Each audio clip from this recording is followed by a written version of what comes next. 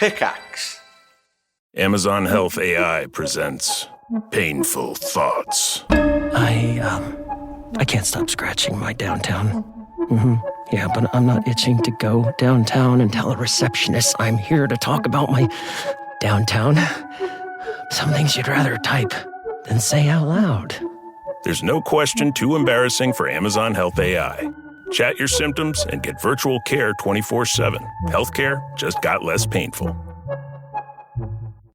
Hey, I like your new RAV4. Thanks, yours too. What does RAV stand for anyway? To me, it's the Remarkably Advanced Vehicle. Really? To me, it's the runway approved vehicle for its amazing style. What about Remarkably Adaptable Vehicle because of its versatile cargo space? Or really admired vehicle? Oh, or Really Awesome Vehicle. It really is the recreational activity vehicle. The stylish 2026 Toyota RAV4 Limited. What's your RAV4?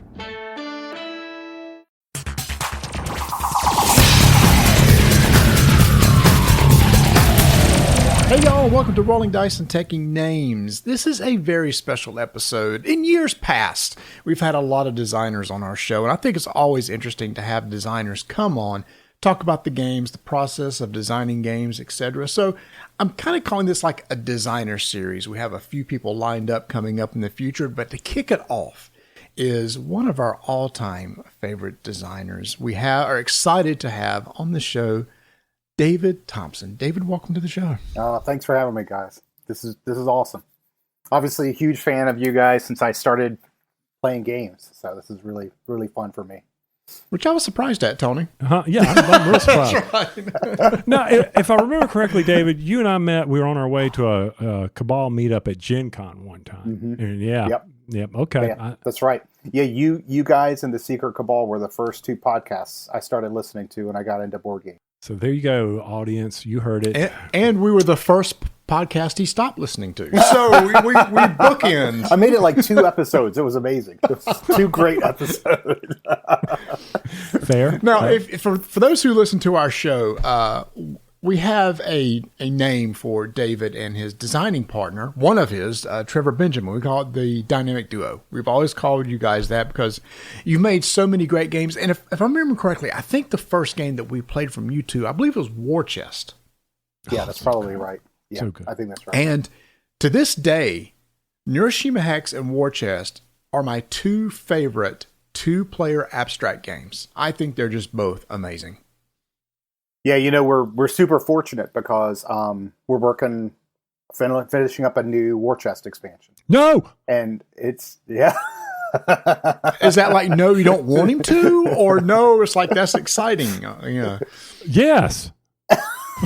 God, check your mic levels, dude. Yelling into the mic. Hey, See, when you yell into the mic, Tony, you don't get closer to it. You pull away. I did pull away. Did you see me rock back in my eWin championship chair? That's eWin. Get your RDTN sponsorship 30% off. Sorry. I was just messing around here. But no, that is awesome. No, it's true. David. You can get 30% off. You can't get 30 using code RDTN. You thought this was all about you, David, didn't you?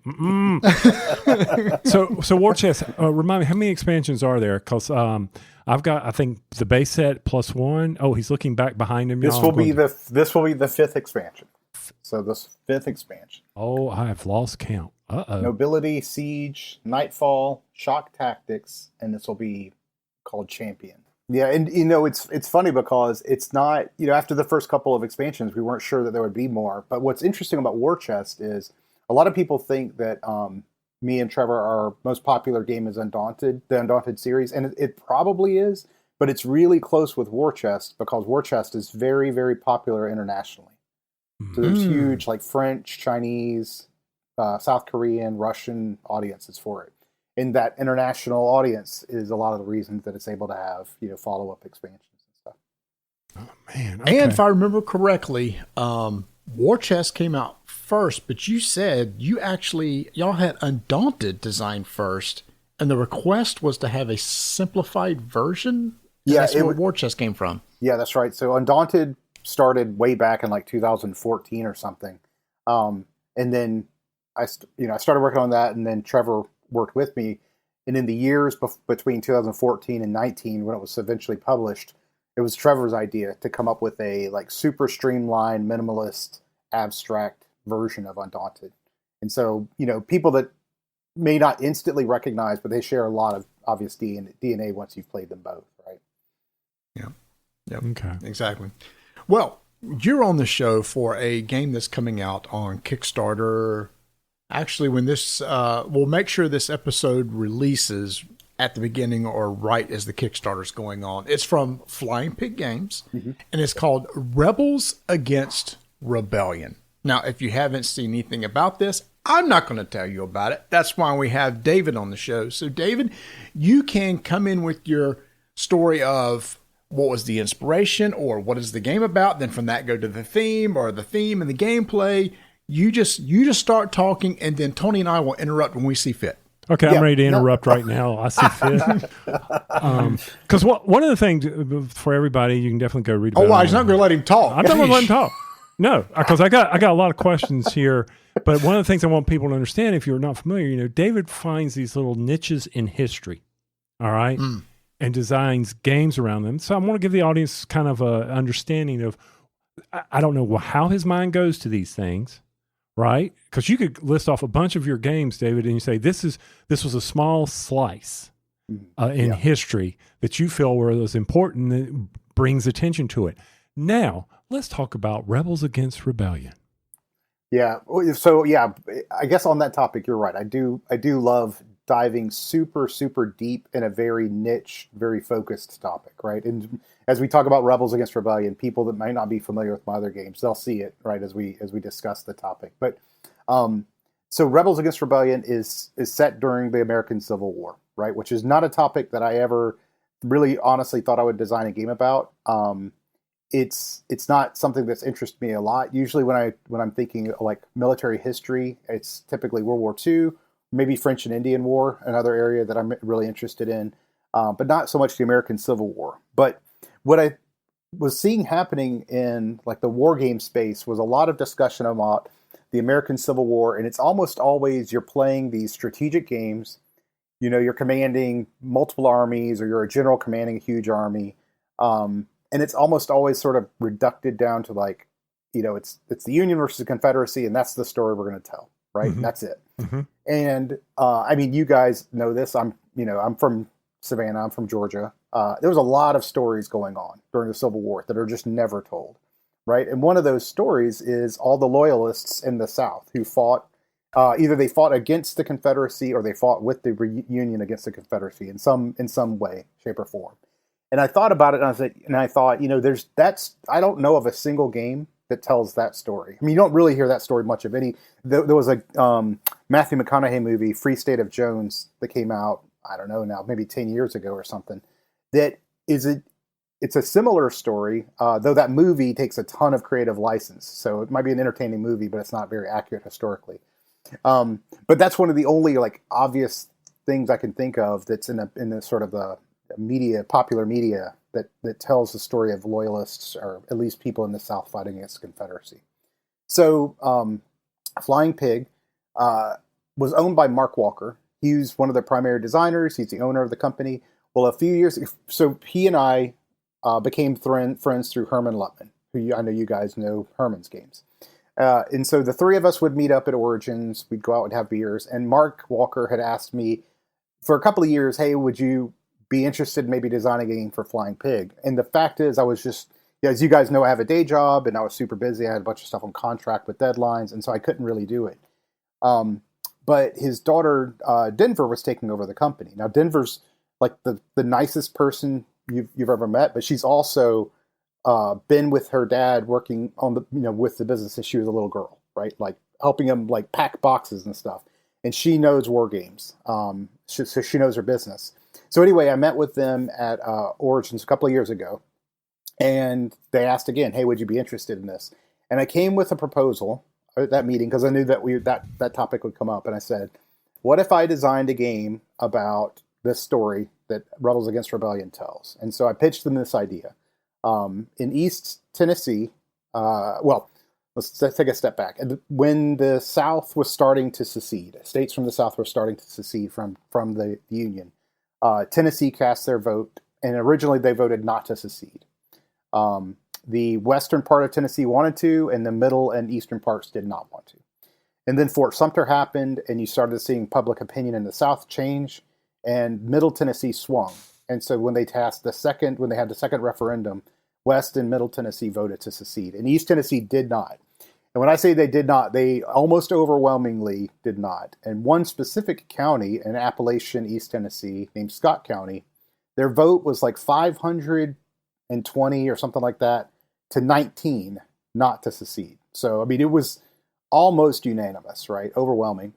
And so that county who said, hey, we don't want to leave the Union, we want to stay with them, they were told by Tennessee, hey, you can't do that, right?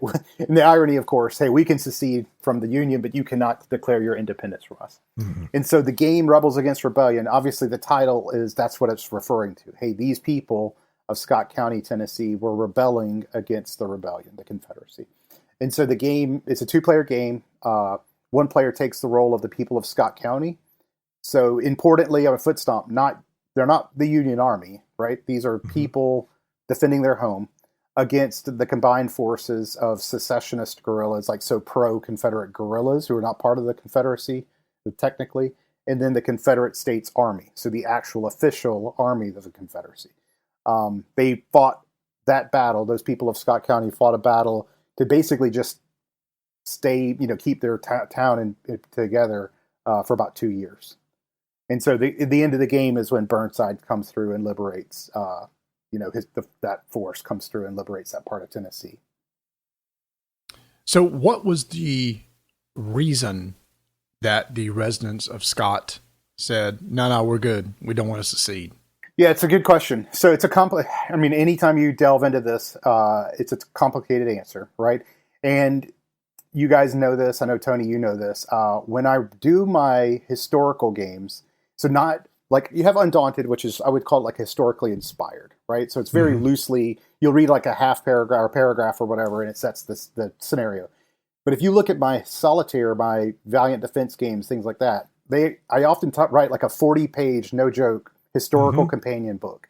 And so I've done that for this game, right? So I have my 40-page, historical book that goes with the game. And one of the sections is all about why East Tennessee in general and Scott County did not want to secede. It's super complex, but the bottom line is the answer is slavery, but not for the reason that people might automatically think. So it's not necessarily purely for ethical or moral reasons. It's because socioeconomically, those people did not have slaves, and that economically for them, it was a bad thing to secede, right? And that part of Appalachia, they wanted the connections to the Union. They didn't have slaves, so it was just a bad deal. Now, that's big hand, small map, overgeneralization. There were absolutely individuals within the county who were very much against slavery, but those were individuals, right? As a sort of group, it was primarily economic driven.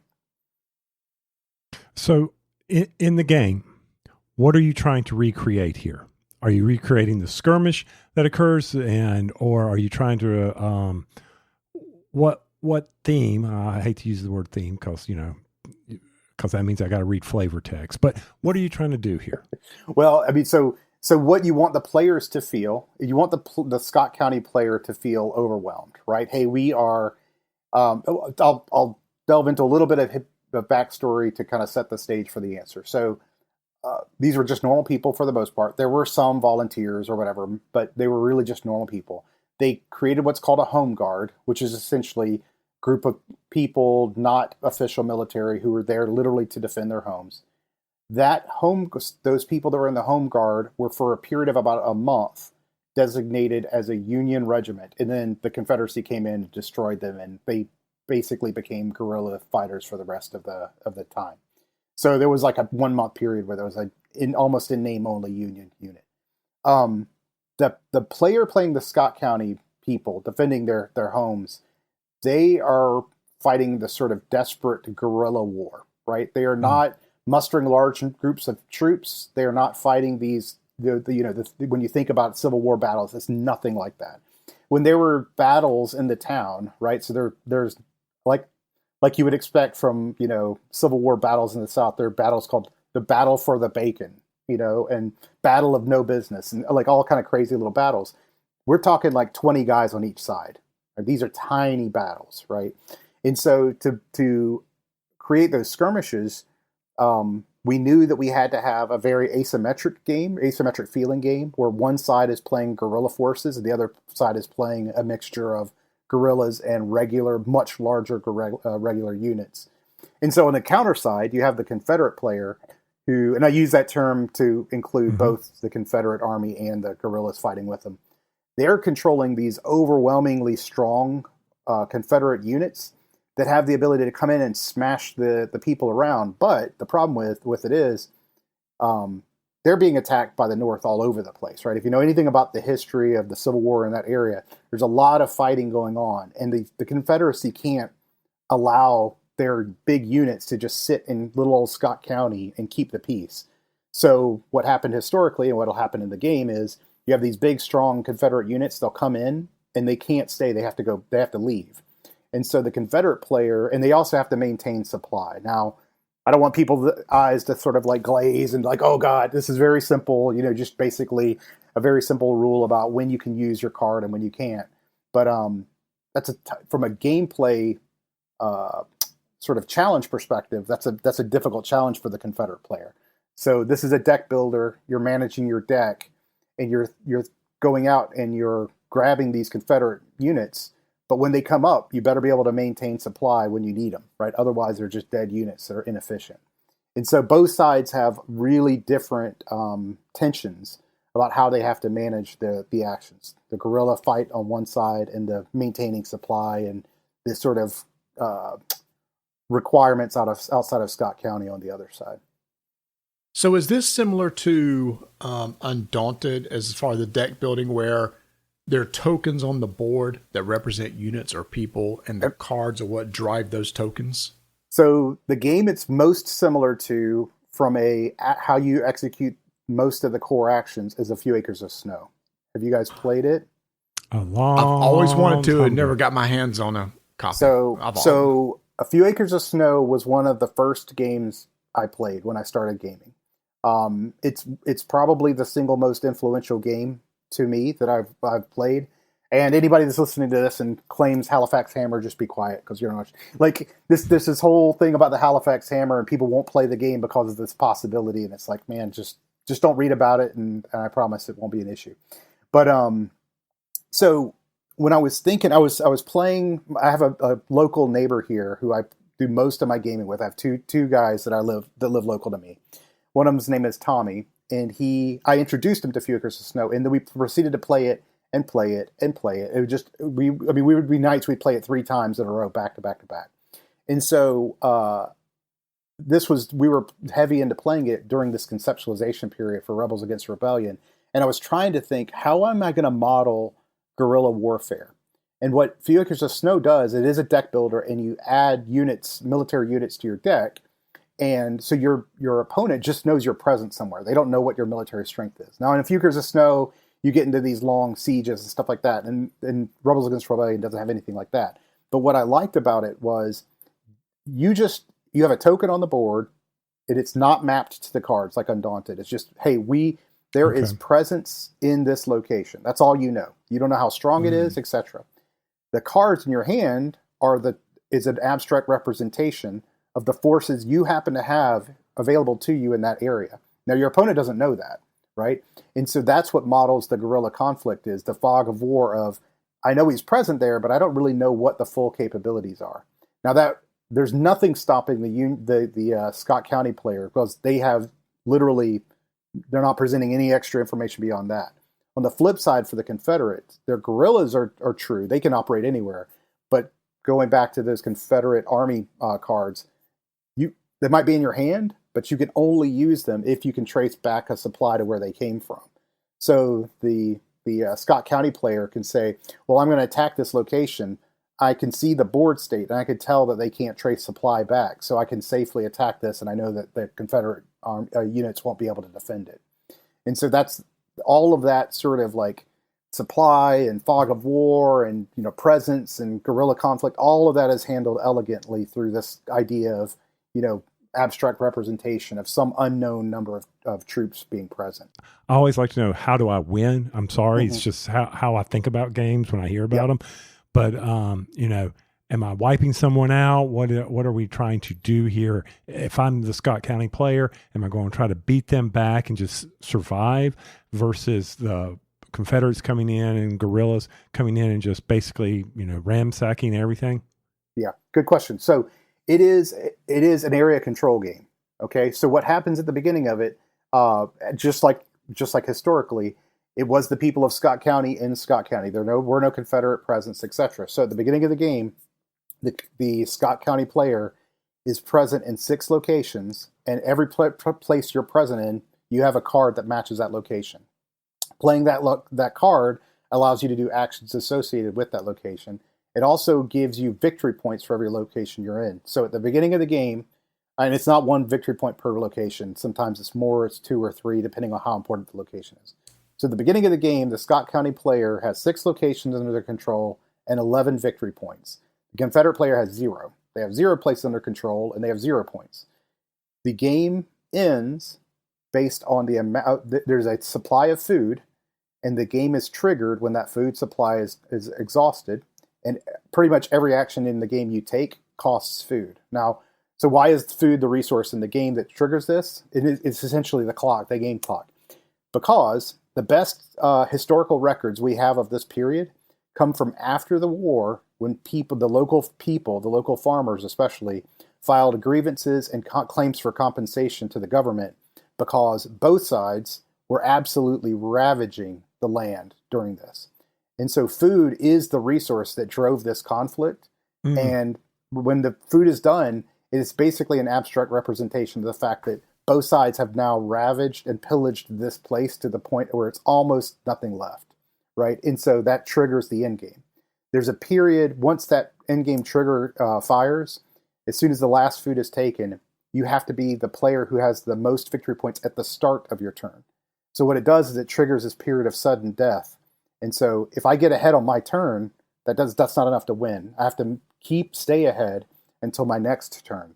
And so you have this seesaw effect. And the game is very finely balanced. So you have this like sort of back and forth in this period of sudden death.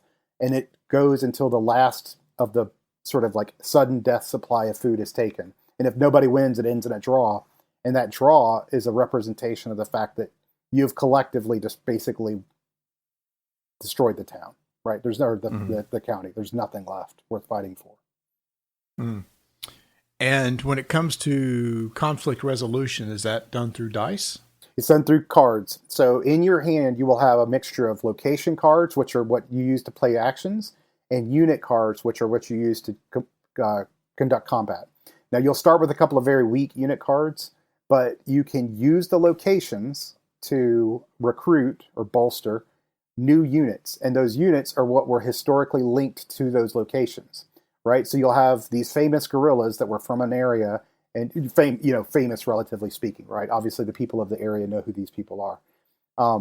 But you would play the card, and you would pay the food cost, and you would add that unit to your deck. That's how the Confederate player gets these super powerful Confederate cards. And that's one other thing I should mention.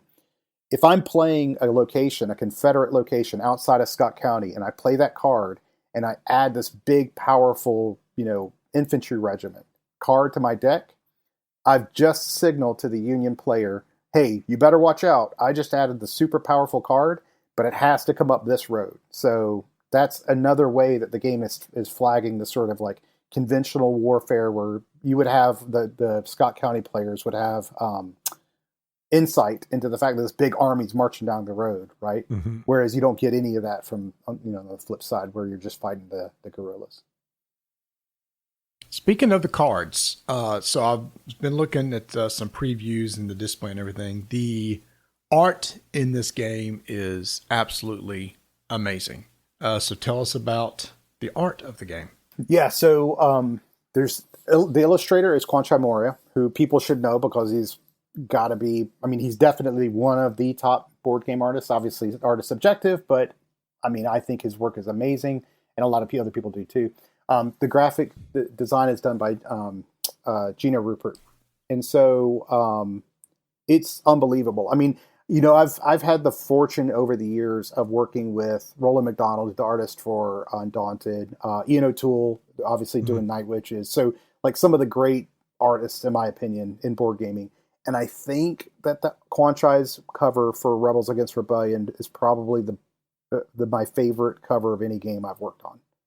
I mean, I think it's just absolutely stunning. And it tells exactly this, when we talked about the art brief, it was like, hey, this is not your typical Civil War game. This is the people of the town defending it, or the county defending it from, the Confederate Army. And I think that's important to point out. You already stated this at the beginning. This is not one of these big Civil War. I mean, Marty and I just recently replayed Lincoln, and it was like, oh, this big, grandiose, boiled down, simple Civil War game. Here, it's skirmishing. I'll admit, you take the history of it, you write your book. That's great. Thank you. I loved reading books, Postman. And I have to go back and refresh my memory on the other ones you've done. But here is a battle that's not about just decimating people, right? Or getting full control and changing history. That's not what we're doing here. Or at least that's what I'm taking away from what you're telling me. Yeah. I mean, I think it's important. Like, we all know about all the Civil War generals, right? We know that. As kids, we knew that, right? But what we don't know are the stories of these individual people, right? And so the thing that I think I'm most excited about or proud of is telling the stories of the individual people, because in some of these locations in Scott County, you'll get the location card, but then you have the ability to do what's called improving the location, which is basically just establishing a stronger presence there. And you get to actually add the people who were from those locations. And so if you guys will indulge me, I'll tell a little story, and it's an exemplar of the kind of stuff in the game. So it was one of the first actions by the Confederate Army, even before the county had declared its independence. There was a family where the father of the family was what's called a pilot. So in that period, a pilot would be a person he was sneaking people up to Kentucky so they could safely join the Union Army, right? And he was also against slavery. And the Confederacy knew that, and they sent soldiers from a unit to go down to this guy's house and basically find him and bring him back. So they get there, and he's gone, but his family is still there. And these Confederate soldiers go into the house, and they start roughing up his daughters.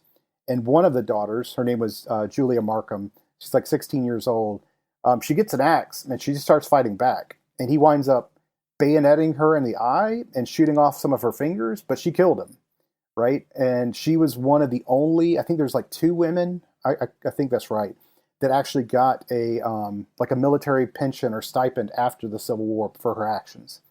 And so she's in the game, right? And so like those stories are able to be told about real, normal, everyday people just kind of fighting to defend, their homes. I mean, so is she the person that's on the cover? She's not. So we didn't depict. No, we didn't actually depict, because she didn't use a gun. She would use an axe.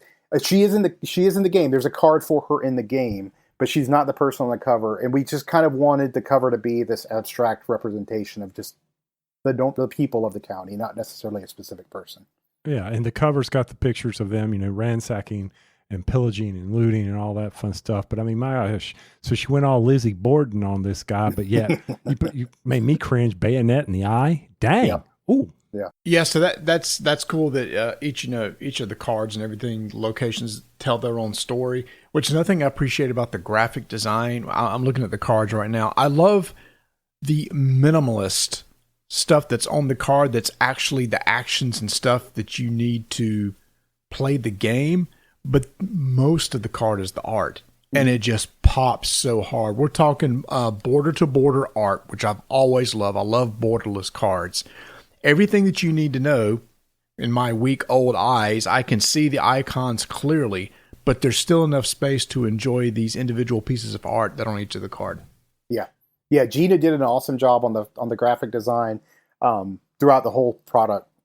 And I mean, obviously, as you said, give Quantra as much real estate as you can to operate, because we want to see as much of his art as possible. Yeah, and we're looking at the Kickstarter. So I won't throw this out here, because Marty and I always appreciate, great iconography. So I'm looking at this card. I think it's called Warburg.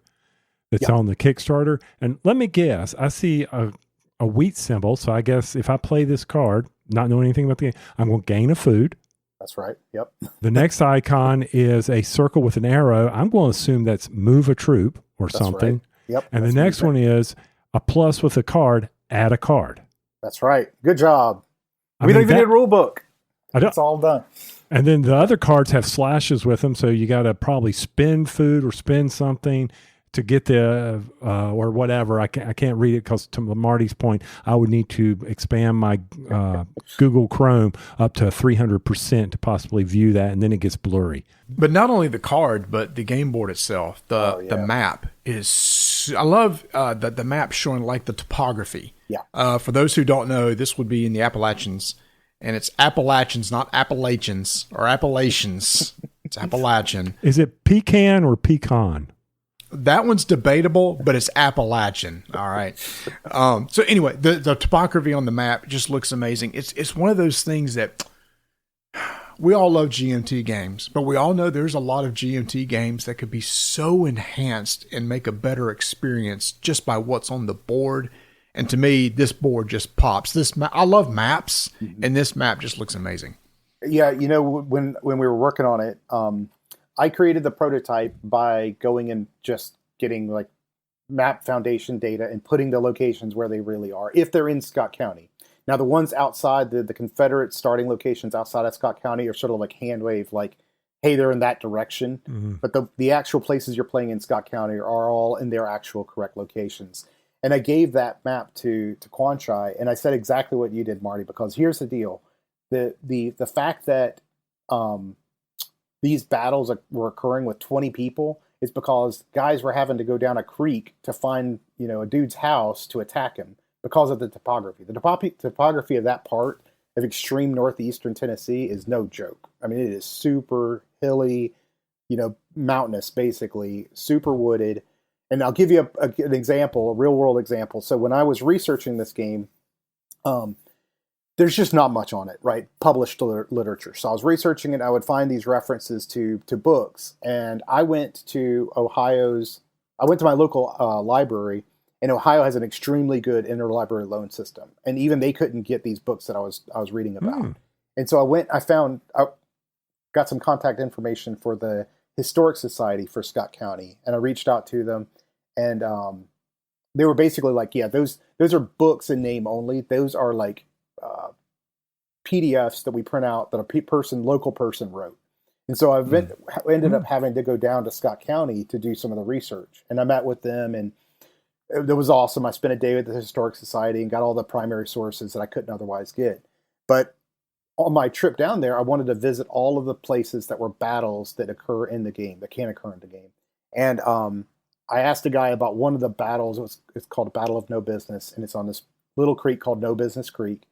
And I said, hey, can we go out there? Or how can I get out there? And the guy told me, he's like, we can go here. And he gave me a location, and we would need to park, and then we need to hike about 3 hours to get to that location. Right? That's the only, there is no way to get there otherwise. Right? So we're talking extremely, and that's today, that's modern day.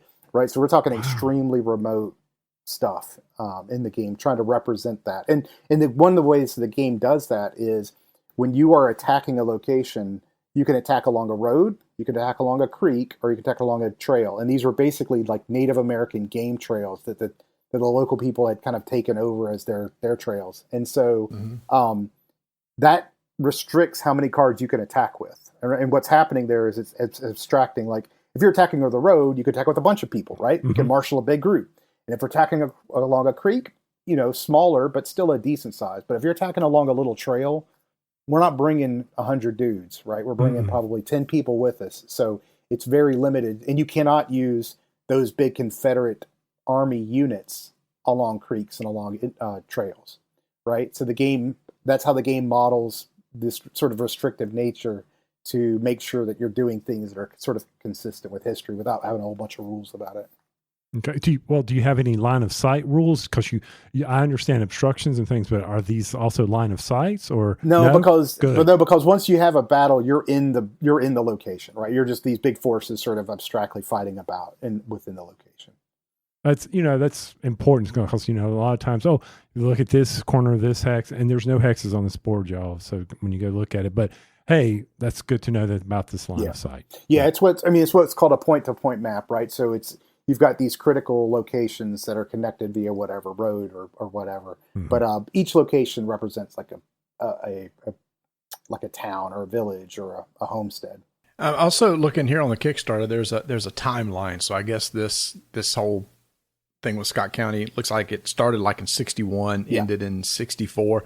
It's interesting that Andrew Johnson, who was against secession, came and spoke in Scott County. It looks like in 1861, before that attack on the Markham home. That's right. Yeah. So he obviously famously against secession, and I mean this goes back to the whole being in East Tennessee, right? So he was trying to shore up support for, trying to speak up, and at that point trying to raise awareness for the vote that was coming up in Tennessee. I notice on the timeline here, you don't reference 1986.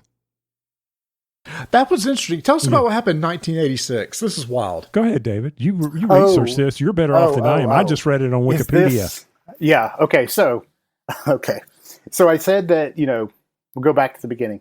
So Tennessee declares independence. Scott County declares its independence from Tennessee. Now, what actually there's a little bit of uncertainty about exactly what happened from a timeline perspective, because a lot of the county records were burned, and so that it's not exactly clear when they declared their independence. But they did officially declare independence from Tennessee. They fought this conflict. It was not until, what was it, 86 or 96? 86. So in 1986, the county said, okay, we're going to rejoin the U.S., right? So rejoin Tennessee in the United States. Now, nobody ever recognized their independence. So it kind of was in name only. But I thought it was great. And if you go back and look, they actually did cast a vote, the county commissioners or whatever I mean, it was unanimous, but it's funny to think that somebody might have voted against rejoining the U.S.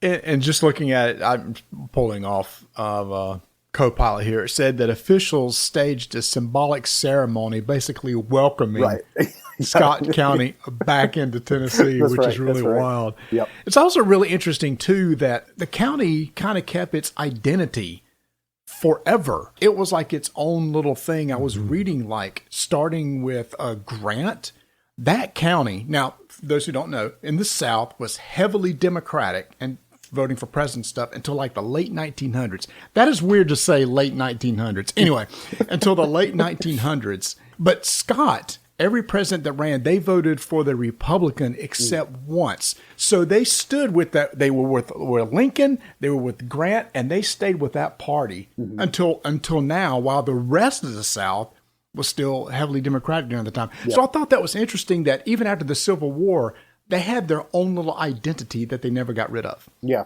Yeah. And I mean, and to be honest with you, it is like sort of exacerbated in Scott County, but East Tennessee in general is like that. And I mean, a lot of Appalachia is like that, right?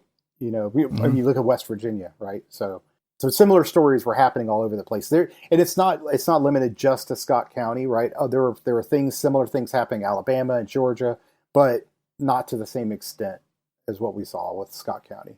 Especially not to the same extent in terms of like actual conflicts occurring. For people are wondering, well, how many people can this game play? It looks like you have a solo mode, 2-player, and it lasts, it says on Kickstarter, 60 minutes. Is that legit? Yeah, 60 minutes. So 60 minutes, I mean, maybe slightly longer the first time you play it, but probably not. I mean, I've played multiple games in 2-hour sessions easily. So yeah, it is a 2-player game. However, there is a solo mode. In the solo mode, you can only play as the Scott County player, right? Which is, I just thought that was sort of fitting that we would probably only want the player playing Scott County, since that's really what the story of the game is telling. So you play solo and I'm really, really happy with the solo mode. It feels like playing the game. So I think it's not one of these like kind of, tacked on solo modes that are different or whatever. It really does give you a lot of the same feeling as the 2-player game. But yeah, probably about 60 minutes, and it's the typical complexity that Trevor and I design at, right? So probably a little over a 2, probably 2.25 on the BGG scale. Yeah, but here's the thing about your games. Okay, you say, well, that's a lower complexity, but they're very strategic and very tactical. Oh yeah. See, and that's the games I appreciate. Tony and I just released an episode where we review Container. I don't know if you've ever played Container. Mm-hmm. That, to me, that game is brilliant because the actions are so stupidly simple. Create a container, ship a container, that's it. But playing the game is extremely thinky. Yeah. And you and Trevor do a good job of doing the same thing. I don't want to have to spend 2 hours trying to understand how the rules work. I just want to play, but then give me an engaging game, and the dynamic duo does a great job of doing that. Well, thank you. And I don't want to spend, going back to the back of the book. Okay, what does this icon mean? Right. It's a card game. I should be able to interpret everything I need on the card. And you do a great job with that. And I'm looking forward to this game doing the same thing. Now, I am curious, what's the difference between the light bread and the dark bread here? Is it white and wheat? What is that? I probably described that a little bit poorly. So the light color food is the food. There's 40 food, and you use that as the clock for the game. As soon as the last light color food is taken, it triggers sudden death, and then you have that 10 dark colored food as the period of sudden death to play in. Okay, that's what it was representing. I was wondering if that was it. All right. I know you said it was very similar, or to your point of Axis and not Axis and Allies. Oh. A Few Acres of Snow. In A Few Acres of Snow, the critical thing is you play a location card to execute an action with that location, and that's the thing that Rebels Against Rebellion does an exact thing. You play the location card to say, hey, like you had referenced Wartburg, right? So it's a location with the Confederate controlled outside of. You would play it, and you would say, with Wartburg, I'm going to take this one action, and that's the thing that's similar to Few Acres of Snow. But in your mind, I understand where you're relating it to. But what about for everybody who follows David Thompson games? What's it closest to in your mind Undaunted. For your? Yeah, Undaunted? Undaunted would be the closest because it's, it is a deck builder. You are managing. You're doing so. Kind of like what Marty said, the game tries to do a lot without any rules overhead. And so let me give an example of what I mean by that. At the beginning of the game, I said the Scott County player starts with 6 locations, and they also have 2 units, and they're very weak units, military units that you could, what you fight with. So you've only got a deck of 8 cards, and you're going to play a hand of 5. So you're going to see a ton of the majority of your deck you're going to see in your first hand. Every single time you add a new location, you're adding a new card, because as soon as you go into a new location, you place a marker there to say, hey, I'm present there, and you add a card. Well, if you think about it, the more locations you control, the less efficient your deck is. So the game has its natural tension, just like you would in the real world. If I spread out my forces across a big area, it becomes immediately difficult, much more difficult to manage command and control over those forces, right? And that's what the game models extremely well. So it is a tension between, well, of course I want to take more places because that's how I get victory points, but I'm going to add all these cards to my deck. Mm-hmm. And now when I really need a certain location or I really need units to come up, now I've got a 20 card deck, a 20 card deck. And so that's like the critical tension in the game is that piece of managing your deck through that tension. Can you call your deck? Well, your opponent can call your deck for you, just like they do in Undaunted. So if there's only one copy of each location. So if your opponent, if the opponent removes you from a location, you will lose the card and nobody will have it. If they come in and they take it, they will take the card. So it's whatever you want to call that, deck destruction. It's the exact same sort of idea as Undaunted in that regard. Now you can't really cull a card, but there are, like I mentioned before, you can improve a location, which means, hey, I'm in this little town, this little homestead of Buffalo, but I want to get Julia Markham, like we talked about earlier. That's a better version, and it replaces the card. So it's a 1-to-1 replacement. So you're able to add that card. It's a better card without actually adding to your deck. So you're not making it, less efficient.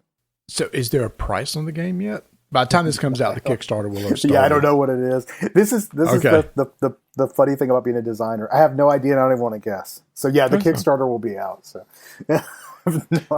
whatever Flying Pig says it is. So I am curious. Everybody's like, "Oh, what about the add-ons? The add-ons, the add-ons." That's not you, right, man? That's Flying Pig. Let them handle that. No, that's so. Here's what I will tell you about that. Okay. I don't. You guys probably know this. If not, hopefully it's clear. I don't design extra content that has not been designed when a crowdfunding campaign happens. Right. Like if there's ever going to be gameplay stuff in a game that's going to be a crowdfunded game, I will have designed it before, or we, the team, whoever I'm co-designing with, in this case Trevor, will have designed it before it happens, because we never want to be put in the position of like adding extra content for the sake of content. So I don't think Flying Pig has any plans to do any extra anything at all. But if they did, it would be like not gameplay related stuff. Oh, so you mean like not a huge neoprene mat or bread that looks like full breads and actual bread. It comes with real bread. Comes with a loaf of bread. Yeah. It's got a relief map. We got a relief map showing the various angles of the mountains and the 3D, Appalachians. Yeah, there you go. Yeah. We can make it a legacy game. It comes with one loaf of bread. You can play the game one time, and that's it. Oh, that's great. Unreal. So how long is this? Do you know how long the Kickstarter is going to run? 3 weeks. So any questions about the design? I'm your guy. Otherwise, I have no idea. No, I think it's. I will say this in the show notes. We will have a link to the Kickstarter. Obviously, I'm sure if you got to BGG, that link will be out there too. I know that Denver has been posting a lot of stuff on social media, which is where I've seen about a lot of this stuff. So, is there anything about this game that we need to know that we haven't heard yet? Oh gosh, I think we've talked about the game. I can't imagine that we've missed anything that's super important. My hope for this game is that it finds an audience with people outside of the typical, American Civil War fans, right? I think there's going to be a lot of ACW or American Civil War gamers who are not interested in it because of the topic and because of the type of game it is, and that's totally fine. But I'm hopeful that it will find a place and it will open up, the story of these people, right? And we've talked about that before, but that's the thing that I'm most excited about and hopeful for. Yeah, and I think there have been some other companies that's done a great job. Four Circle Games is one that comes to mind, who brings these topics and stuff that maybe other people. There's a stigma with GMT games, right? It's like, oh, it's a GMT game, not interested. So I think it's cool seeing, especially when the production is so good, like this done here, done with some Four Circle Games. It's kind of eye-catching. It's, oh, that's interesting. What is that about? I know you're a fan for Boats for Women. Yeah. It's one of those things that a lot of people might know, I'm not interested in that theme, but it's like, oh, it looks cool. Then you hear some good stuff about it and it looks great on the table. I'll give it a shot. Yeah. So I would think this is going to be the same thing just by the art and everything. It looks like it may grab you. Yeah. Yep, absolutely. Certainly Quanchai's art invites an audience that otherwise might not be interested, right? Right. Exactly. All right, before we get out here, I do have one last question, not about this game. So I've always picked at you about this. So where's the Dynamic Duos version of a Midway game? I'm counting on you, David. I need Midway. Oh, yeah. Come on, with your design skills, y'all's design. Oh, look how he's person is. He's holding back something, Tony. I think he's holding back something. I don't know. I mean, who knows? Who knows what's coming later? I don't know. I mean, I am looking over your accolades here on BGG, and I'm not seeing a title that I missed. I mean, I know By Stealth and Sea. I know what that one's about. I know what Europe Divided's about. I know what Soldiers and Postmen's Uniform's about. I mean, I know these things. I don't see Midway or the strategic importance of Midway. I haven't seen that one yet. That would be fun. That would be a fun one to work on. It is really interesting that you don't see a lot of Pacific theater stuff. Everything is so Europe focused. Yeah.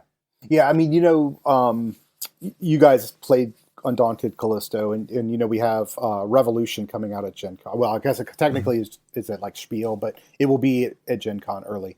The only thing I will say is who knows the future of Osprey, because that's uncertain right now. But certainly the game that people have asked for by far the most is a Pacific Undaunted. So for what that's worth. I think I asked for you the very first time I met you. I asked for that. You did. I owe you. Well, can you talk about what else is in the hopper that you can talk about? 'Cause Yeah. it seems like you have a lot of stuff going on. Yeah, so this is a busy year. So we've talked about, the new war chest expansion. I mentioned briefly in passing, I can't remember exactly what we were talking about at the time, but Night Witches, right, which is a design with Liz Davidson about women night bomber pilots during World War II, Soviet night bomber pilots during World War II. That game is with Fort Circle. That's on pre-order now. And I know that Kevin, the owner of Fort Circle, he wants to have it out before the end of the year. So, I mean, all the files are pretty much done. So hopefully, that'll happen. Liz and I just had our first so this is interesting. Night Witches was our first co-design together, but the first design that we did together that was published first, Queen of Spies, just came out. So that's with Salt and Pepper. And that just shipped to backers. So that was super exciting. We talked about Undaunted Revolution. Roger and I have a couple of Sniper Elite expansions that are releasing. I know they'll be at Gen Con. That's super cool because we haven't been able to play with Sniper Elite in a couple of years. So that was fun to be able to go back and do some new content for that.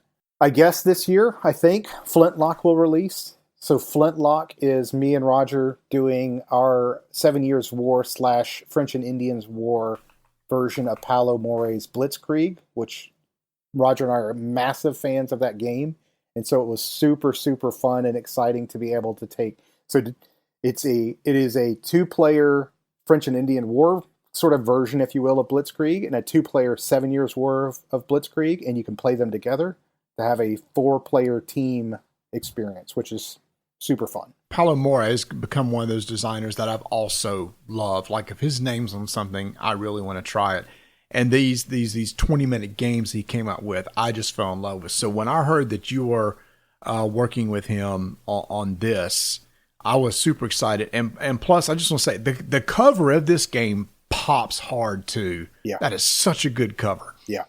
Yeah, it's awesome. I'm super excited about it. We've had it in work for years because it was originally with PSC, who's the publisher that originally did Blitzkrieg, right? And then they were bought by Floodgate. And so now it's with Floodgate, so it's taken a long time to get here. But yeah, I can't wait. That'll be awesome. And then the last game is a game called For the Gods. And that's coming out with Mighty Boards. And that was co-designed with Trevor Benjamin, but also Trevor, when he's not working with me, he works with Brett Gilbert. And so this is a game that the three of us worked on together. So that's a very different kind of game for me. It's a sort of an abstract area control game that does some interesting stuff with bag building. Oh, cool. Yeah, definitely be looking forward to that one too. Yeah, just looking at it now. A tactical area majority game. Mm-hmm. Yep. Super fun. Is extremely visually stunning because you're stacking these tower pieces. So they're the pieces you have in your bag. And you pull them out and you're playing them and you're stacking them on the board. And the board, I don't know if this is a Kickstarter exclusive or whatever, but it's a double layer board where the second layer is the islands. So it gives like an island, like a physical relief to the island. It looks amazing. So I'm very excited about a lot of things. Yeah. A lot of stuff going on. So you got, let's see, all that coming out this year. You got anything that you can actively talk about that you're designing? It's always like a haze in terms of what I can talk about. Sure. Is there anything you can talk about for your job? I know it's double secret. No. I know the answer to that. Nothing I can talk about there. Come on. I mean, I'll just say that, like, Trevor and I have some things going on. I don't know that I can talk about any of it. Yeah, okay. I guess not. Then we just get to have you back on next year at some point then.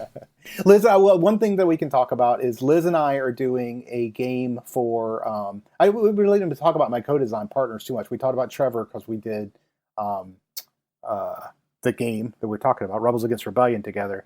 But I also partner with Roger Tankersley. We talked about some of the games. And then Liz Davidson, right? So she, Beyond Solitaire podcast, and she's the creative director at Leader. So she and I did Queen of Spies and Night Witches. We've got a game coming out at this SD HistCon, which is a convention in San Diego, November, Night Market. And so it's like an indie, you can only make between 20 and 50 copies of the game. And so we're doing a fun little Civil War game about the 1st Minnesota. So she lives in Minnesota now, where Leader Games is, and it's the actions of that unit, First Minnesota, on the second and third days of Gettysburg. So an extremely zoomed in view. That they lost, I think, the highest percentage of casualties of any unit. They were almost decimated, and they had two really major actions. One was a charge they conducted on the second day, and then they were on the sort of receiving end of Pickett's charge on the third day. And so they were at what's called the high water mark of the Confederate advance on the third day of Gettysburg. So just a little indie game that we're making. And I think, it's so indie that I think my daughter's making the map for us. Like, it's pretty, and it'll be cheap and fun. And so that's the one thing I know I can talk about. Okay. Nice. What's a game, before we hop out of here, what's a game recently that you've played for the first time, a new game to you that's not one of yours that you've really enjoyed? So I don't play games a lot, but I can answer the question as long as it has to be a new game, because I'm definitely not Cult of the New guy. Have you guys, you probably haven't because it's hard to get, Paolo Mori's Battlefields of the Napoleonic Wars? Have you guys heard of that? No. So Paolo and I have been, we're friends. I'm a huge, like you guys are, I'm a huge fan of his work. We maybe are collaborating on a design now in the future, maybe. So anyway, he started his own publishing company, which is awesome because it lets him do what he wants to do. So he created this game called Battlefield of the Napoleonic Wars. The problem is it costs like $60, and then it costs like $60 to ship it here. And so it was extremely expensive, and he ran out of the first print almost immediately. So I probably shouldn't talk about it because it's hard to get, though I think he is doing a new printing soon. So that was one thing.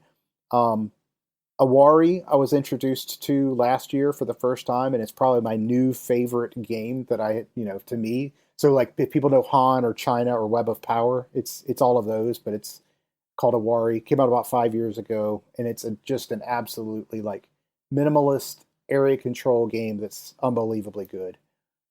And then lastly, don't be offended when I tell you guys this. I'm going to reveal something to you.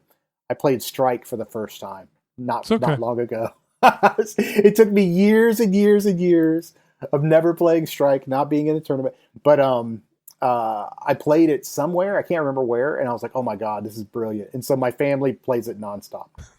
Yeah. So it is exactly what it is, and it does a good job at being what it is. Yeah, it is. Dice in a bowl game. Yep. It's amazing.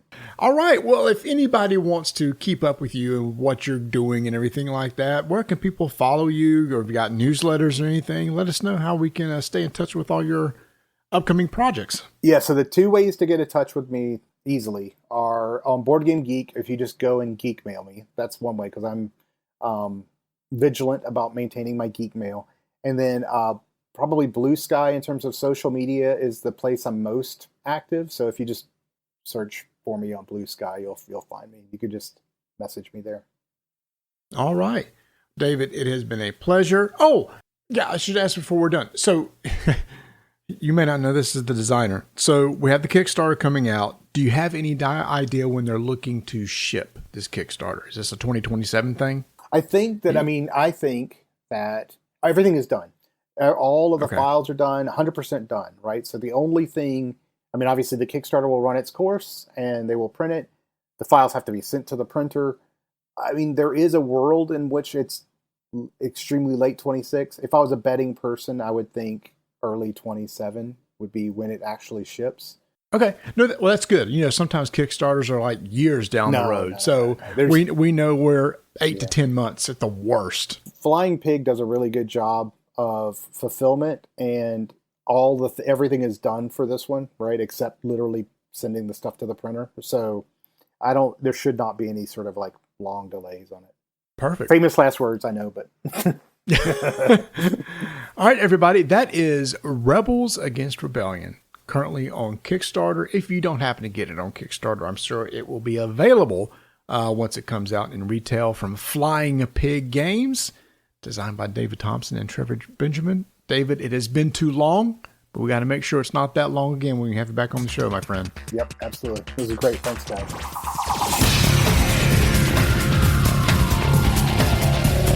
Hey y'all, and thanks for checking out this designer series. We'll have some more in the future, so make sure to stay tuned. Stay up to date with all of our episodes and shenanigans by following us on X, Instagram, or join us on Discord, all which you can find over on our website, rolldicetakenames.com.